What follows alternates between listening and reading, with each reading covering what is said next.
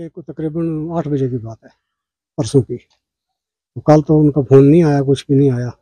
बाकी फैमिली घर में 3 बच्चे हैं उसके, 2 बच्चे 1 बच्ची है छोटी सबसे। तो एक भाई है, बहनें हैं 4। तो ये परिवार है हमारा। बच्चे दोनों की शादी हो रखी है, बच्चियों की भी हो रखी है, एक बच्ची है घर में। छोटे बच्चे पढ़ रहे हैं नानक अकेडमी में, उसके बच्चे मेरे के जो शहीद हो गया उसके। तो हमारा यही कहना है सर कि जो ये हमारा पड़ोसी मुल्क है पाकिस्तान, तो इसको सबक नहीं सिखाया आज दिन तक। छोटे बच्चे जो है ना, हम तो जो फौजी है उसको मैं बच्चा ही समझता हूँ, क्योंकि जिसका फौज में बच्चा जाता है उसी को पता होता है कि क्या है।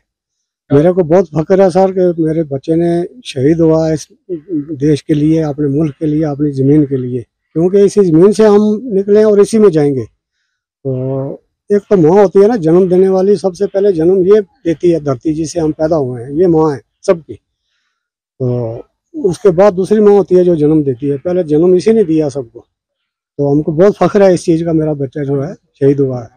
मेरे पोतरे हैं अभी जो पढ़ रहे हैं, इनको भी इंशाल्लाह मैं फौज में भेजूंगा अगर ज़िंदगी रही मेरी तो।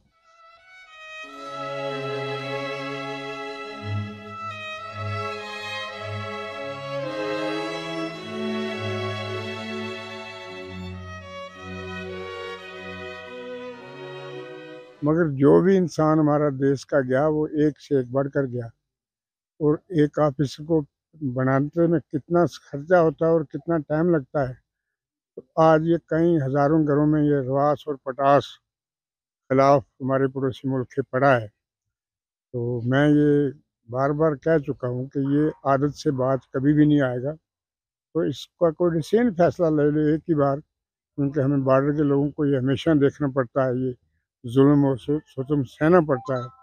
तो पहले तो गोलाबारी चल रहा था तो हम बड़े मुतासर थे, अब तो 8-10 साल 15 साल हमने अच्छे निकाले हैं। तो उस तरफ ही गरीब लोग मरते हैं, इस तरफ ही गरीब लोग मरते हैं। ये जो दहशतगर्दों की तंजीम है, इस तंजीम का कोई हल करें।